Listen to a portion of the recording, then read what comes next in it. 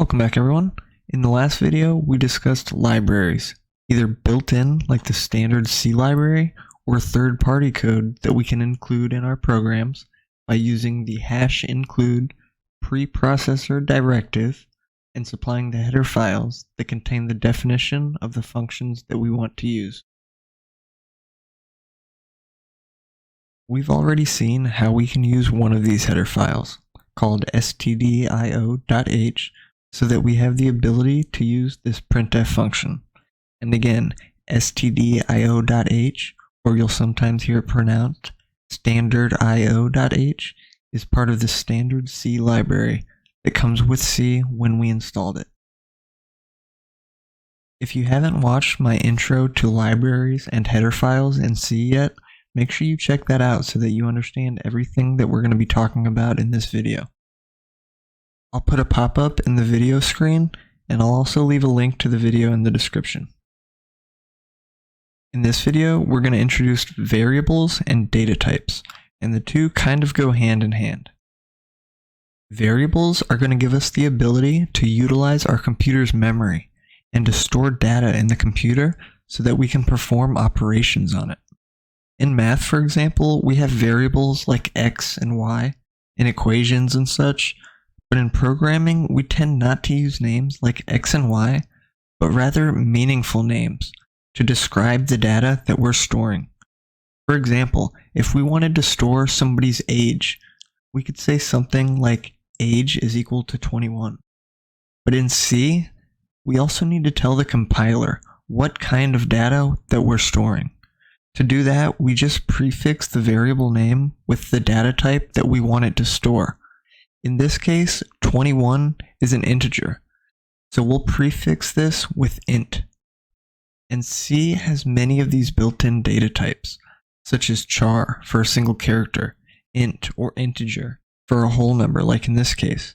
And we'll see more of these soon, but I think the best way to understand variables is by taking a look at some examples.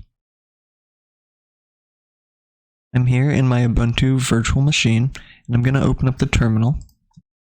And I'm going to change directory into the tutorials directory. And I'll use code space period to open up VS Code in this directory. Now I'm going to close out of these two files that we have open, and I'm going to create a new one, and I'll call this one variables.c.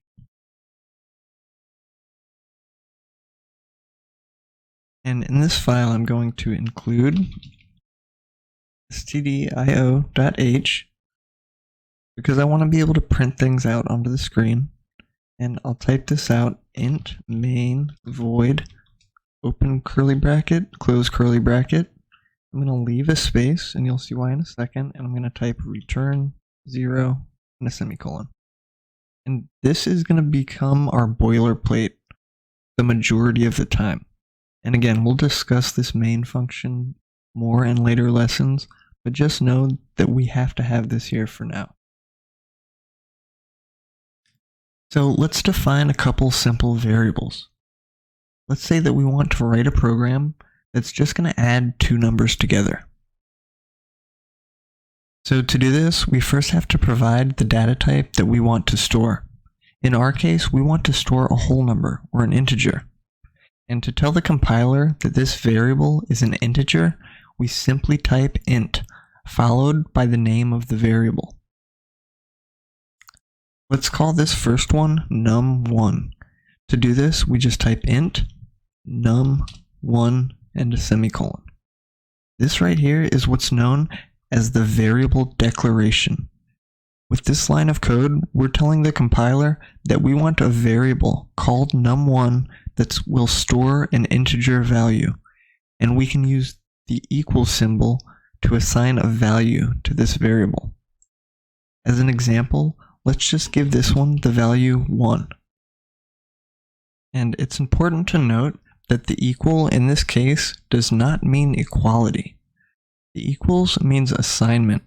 We are assigning the value on the right to the variable on the left. Let's go ahead and define another variable, but this time we'll call this one num2, which is also going to store an integer. So to do this, we type int num2, and let's assign this variable the value of 2, and end this with a semicolon. Now we can use these variables to perform operations. For example, we can add these two numbers together and then store the result into a new variable. If we think about it, anytime we add two whole numbers together, we're going to get another whole number. So this new variable should have the data type of integer as well. So let's call this one sum and assign it the value of num1 plus num2. So I said that there are these different data types built into C, and we'll go over a list of some of the most common. You may also hear these data types called primitive data types, and a primitive data type is a piece of data that only has one value. We'll see later some data types that allow us to hold multiple values. For example, maybe we want to keep track of coordinates like x and y coordinates inside a single data type, as opposed to using two different variables. So let's go over a few of these.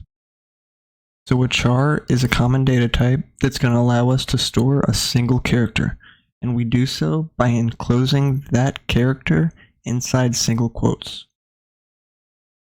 So we've seen the use of int, which is short for integers or just whole numbers. Next, we have bool or boolean, which is just a true or false value. We have float for a real number with a decimal, such as 3.5. Next, we have a long, which is a bigger integer. This will allow us to store numbers larger than what we can do with just the regular integer data type. Next, we have doubles, which are a bigger float. These allow us to store larger floating point numbers or more precise floating point numbers. And finally, we have strings, which are a sequence of characters enclosed in double quotes, such as the string hello. Let's take a look at some of these and see how we can define variables using these data types. Let's take a look at char. Char is short for character. I'll just delete this. And in C, if we want to define a variable that stores a char as its value, we can do so by first providing the data type, in this case, char. And then we can give a name to this variable. I'll call this one grade, as in somebody's school grade. And then let's assign this the value A, followed by a semicolon. And when we store a single character, we need to do so by using these single quotes, as opposed to double quotes like we would if this was a string. Let's define another one using the float data type. And a float, again, is a real number, or a number with a decimal point. To do this, I'll provide the data type, float, and then I'll give this a name. We'll use the name pi in this example, and then we'll assign it the value of 3.14, followed by a semicolon. So I want to point out also naming conventions. There's something called naming conventions for variable names, and this is just to say that we should follow these best practices when naming our variables. Typically, we want our variables to be all lowercase. And if we have a variable name that's going to take more than one word to describe, we separate them by underscores. For example, if we had a variable of type int that's going to be our x coordinate value for whatever reason, we would name it x underscore coordinate.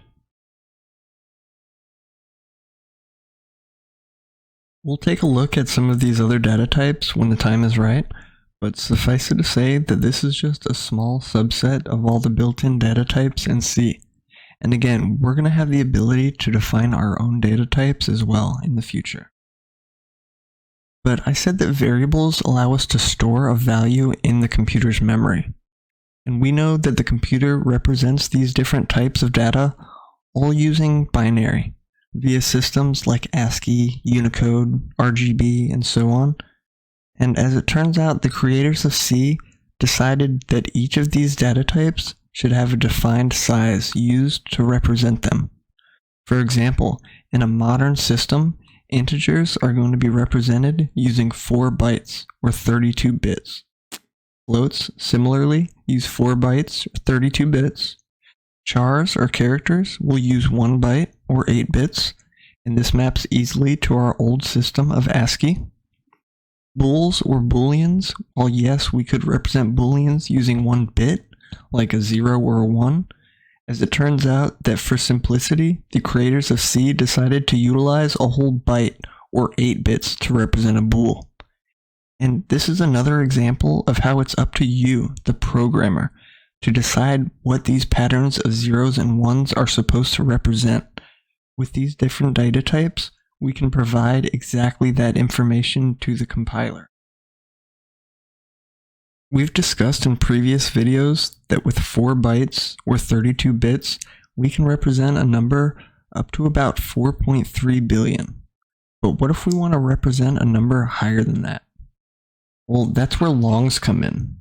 Long is another data type that stores integers, but longs use 8 bytes or 64 bits to store numbers, which lets us represent a number as high as about 18 quintillion, or in other words, a number with 6 commas in it.